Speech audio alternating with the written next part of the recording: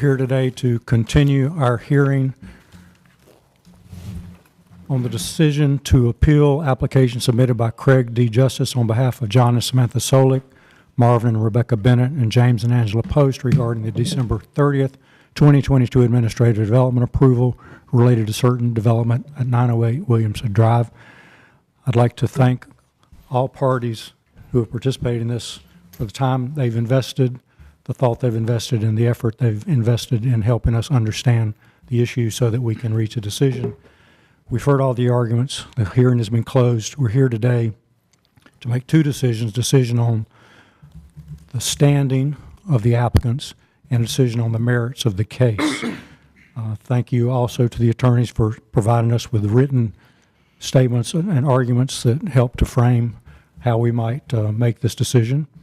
So I'll bring it to the table now for us to first discuss the issue of standing. I'll open the floor for anyone to offer commentary or discussion, or a motion if you're ready to do so.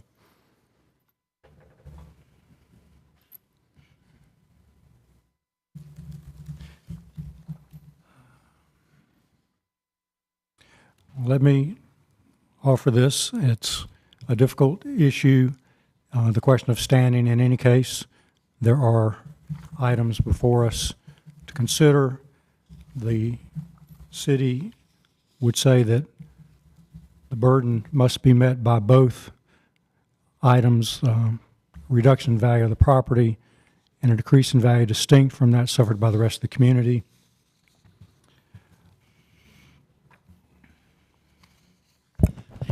Yes. Ms. Rudisell? And that burden is on the appellant. Proving standing is a difficult process, and here I think it's very speculative. We have a preliminary subdivision approval. We don't have any approval of what's exactly to be built there. We don't know if there'll be an increase in traffic, noise, drainage. We don't have enough facts to decide that right now. We don't know how many people will live in those buildings. So I really, in my opinion, to me, I think it's premature to find that the property owners, the appellants, have standing. Okay, thank you. Other thoughts? Mr. Rainey? You know, I'm still where I was from the original hearing on the standing piece. I believe the landowners did carry their burden of showing standing. We've had expert testimony from an appraiser who conducted a paired sales analysis, and giving them the favor, or you know, my understanding of the case law on that is that we can draw assumptions in their favor, but I think they met the burden. Okay, thank you. Other thoughts?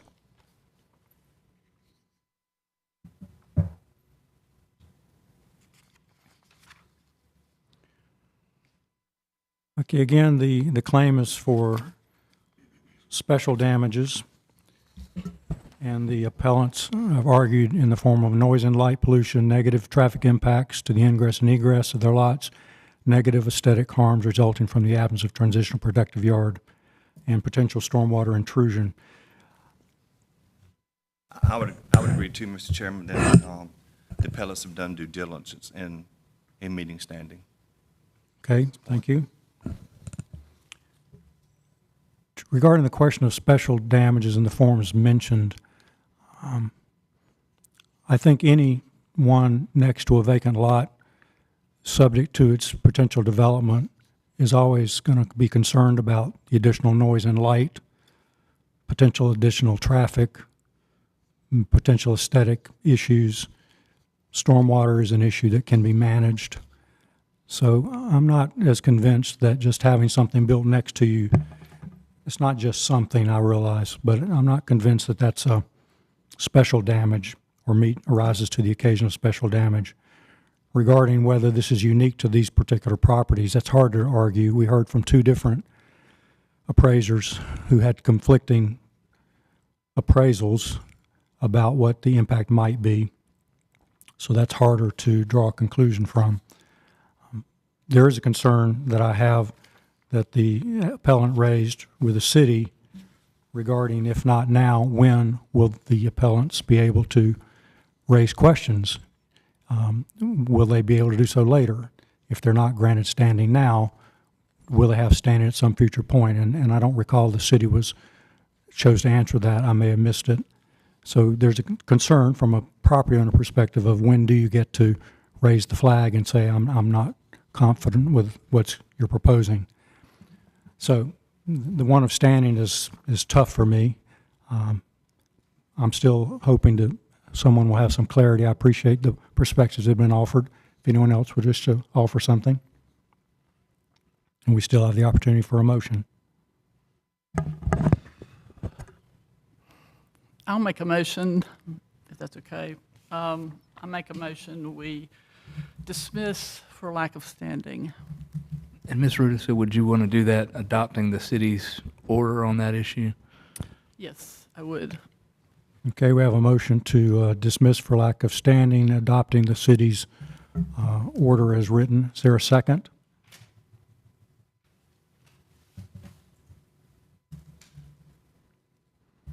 Okay, hearing no second, the motion fails. Excuse me. I'll reassert the motion I had originally made that the city's appeal is denied and that the appellants have shown standing. So you are offering that motion. Are you offering it with the language from the appellant? Yes, this would be based on the findings of fact and conclusions of law submitted by the appellants. Okay, so we have a new motion. The first one failed for lack of a second. We have a new motion. Mr. Chair, could I Yes, ask sir. one quick question? Yes, What sir. you have before you, the order that you have before you also grants the merits from the appellants. Is that your intent? I'm limiting this purely to the standing issue at this time, and I thought they had some separate findings of fact They and conclusions did, of but I law. wanted, but I wanted to Okay. make sure that, because you could make the motion to grant the whole order if you wanted to. No, this is purely on standing in terms of my motion. Thank you. Okay, so we have a motion specifically regarding standing to dismiss and reverse the administrative development, specifically to grant standing to the appellants. Is there a second for that? I would second it. We have a motion and a second now. Further discussion regarding the question of standing. Okay. All those in favor of granting standing to the appellant, say aye. Aye. Say that again. Show of hands. Raise show of hands. All those opposed? No. So it's 3-2 in granting standing to the appellants. Okay. Now let's move to the question of the merits of the case.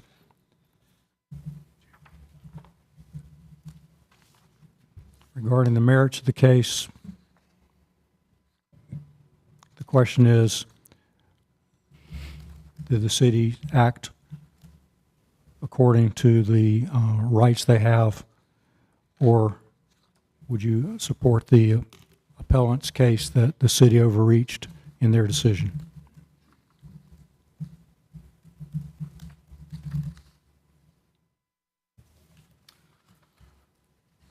I think where I'm at on it is, in my view, the plain language of the controlling section of the UDO requires perimeter lots, lots being plural. And therefore, I think the appellants are correct and that the UDO was not properly interpreted and applied. Okay, thank you. Other thoughts? I respectfully disagree with Mr. Rainey. As in real estate, a perimeter lot is a lot located on the perimeter. A lot can be lots or lots. You can look at the North Carolina General Statute, and that's what the state law says and the statutes. So I think the city of Raleigh made a correct decision based upon the applicable ordinances and law. And I would make a motion to approve the city's decision. I also agree with Kathy on this one. The UDO is a massive document, hundreds of pages, and if after all the rigorous analysis and looking at old cases, the smoking gun seems to be lot versus lots, that's That's not much, in my opinion. If we're going to overturn a staff decision, which is a fairly extraordinary step, for me personally, it would need to be something far more robust than a single letter at the end of a word in that alleged ambiguity. Thank you. Further, Mr. Butler? I would say that the UDO is a huge document, as we know, and we've heard a lot about it. And so, but based on the testimony and evidence that the city gave up, I think they interpret it based on what they have, but I think the intent may have not have been met in terms of when staff said throughout their comments that we haven't seen this before. There's other compact subdivisions that have buffer yards, and we didn't see that here in this case, Okay, the proper amount of buffer yards. okay. Anyone else? Okay. And My, did you get a second or no second for oh, thank the you. motion? Thank you, you're correct. We jumped right into commentary. We had a motion. It was your motion. Yeah, my motion may have been premature because we were discussing, but No, discussion is allowed, but we did not get a second. That was my mistake. Was there a Okay. second for your motion? I will second, so we can continue the discussion. Okay, thank you, Mr. Gallup. This is, again, a case where it may be that in the language of the ordinance could be improved to better protect neighbors in these circumstances, and yet I think the way it is written, to me, it's very clear. I believe that the city has met the burden. I believe that the reference to the legal statutes, how that is applied here, plural is singular, singular is plural. I accept that application. I'm not an authority. We subject to overview by higher courts than us. So we're not a court. But I support the city's decision in this. I think they acted within the realm of the way that things are written in good faith. I would like to think from the appellant's perspective, there was a little more room for them to get better buffering than there might be getting in this. But given the way it's written, I think it's a pretty narrow interpretation, and I think they've met that test. So I will offer that in my second to your motion. But further discussion. This is open. I would just like to say Raleigh is a dynamic, changing city. We're all here because of the changing city and the way things have grown. And growth is uncomfortable at times, for sure. But I think that the city council is trying to effectuate the intent of the people that put them on the city council, and that is to find other ways to help with the growth. And the city in this decision was using the UDO and the provisions and effectuating that intent. Thank you. I would Mr. agree. Butler. I would see the city is growing, but also I see that we're losing integrity and character of our neighborhoods in terms of density and development. It's got to be smart growth. It's got to use, and in Mr. Justice's words, common sense and logic when we go in and encroach in neighborhoods who've been established for hundreds of years. And so we got to put the right protections in place for neighbors. It's got to be a balance. I appreciate that point, and one I totally agree with. I have concern about the integrity of existing neighborhoods, how we knit together new growth that complements and supports that. So that's the base of my concern. But I go back to reading the language as it's been presented, whether I like it or not, it seems like that test has been met. And I think by granting standing, we've acknowledged that there's an argument the appellants have of concern. But I think that whether we like what's happening, I would say the language has been met. That's my point. But others may argue differently. Well, Mr. I mean, Rainey. again, I may be tilting at windmills here, but as I understand the issue and what we're supposed to do is we're really interpreting what does perimeter lots mean for purposes of deciding this. And again, I don't see any ambiguity in that. It's the plain language says perimeter lots, and it's plural. I don't apply the state statute. I don't see where Raleigh's adopted that. I don't see where that was ever considered by anybody in interpreting this and the evidence that's in the record. Putting that aside, if we want to say perimeter lots is ambiguous, I think the UDO itself tells us how to interpret that. And so I would go to that section, and the first thing you do, it says, is go to a dictionary, Black's Law Dictionary or whatever else. And I think the only evidence on that is that it's plural, that it means perimeter lots. I haven't seen any evidence that gets you all the way to going to case law construing ambiguities. I think this, to me, this one is simple. It's, and I think, frankly, it goes along with what the intent for these seems to be as well. Otherwise, everybody would do this sort of, I don't know the right word for it, but this mishmash development where you have a tiny little road on a perimeter lot and everything's crammed in the middle. I don't think that was probably the intent when the missing middle was enacted and when these things were put into the UDO. Thank you very much. Other thoughts?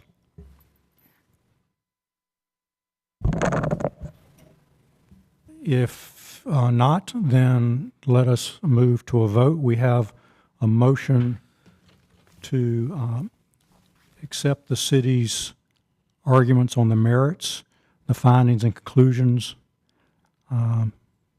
that were based on the city's decision. And that's the motion that has been made. So all those in favor of supporting this motion say aye. Aye. Raise your hands. All those opposed, no. No. Okay, it's a 3-2, that carries. So the issue of standing as approved, the issue of the city's conclusions is also approved. Thank you all for your deliberation, your thoughts, your conscious effort to figure out a tough case, and everyone for the time that you put into this. And if there's nothing else, yes, sir, Mr. Gallup.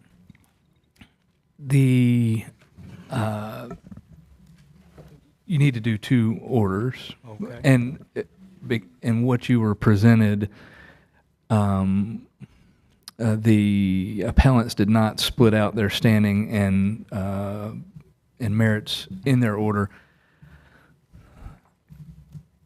I think that your second order on the merits you've got already done. You've adopted the city's order. I think there needs to be an order drafted that's that breaks out the appellant's standing provisions.